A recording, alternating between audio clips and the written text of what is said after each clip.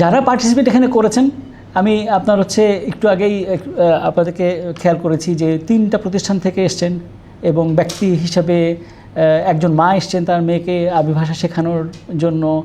আমি ভালোভাবে আসলে কোর্সটাকে যোগদান করে দেখি, বুঝি, তারপর আমি আমার মেয়েকে শেখাবো।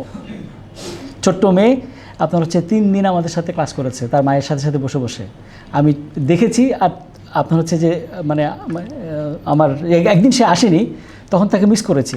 তো আমাদের শেষে কতদিনের যেই নাস্তাটা ছিল, দেখি যে উনি আপনার হচ্ছে সে 9টা পর্যন্ত আছেন। তখন মনে হচ্ছে যে এটা ওকে আমরা মিস করছি, ওর জন্য বাসায় নিয়ে যান। তো এইগুলো হচ্ছে মানে অন্তর থেকে হৃদয়ের যে অ্যাটাচমেন্ট, সেই অ্যাটাচমেন্টগুলো আপনাদের সামনে এই 3 দিনে আমাদের হয়েছে, সেই কথাগুলো আপনাদের বলছি। ভিশন, আমরা এখানে এই প্রশিক্ষণার্থীর মধ্যে থেকে আরেকটা ভিশন আমরা আপনার হচ্ছে মনস্থির করেছি পার্সু করার জন্য। সেটা হলো যে ডিভিশনাল পর্যায়ে এই আরবি ভাষা প্রশিক্ষণটাকে নিয়ে যাওয়ার জন্য।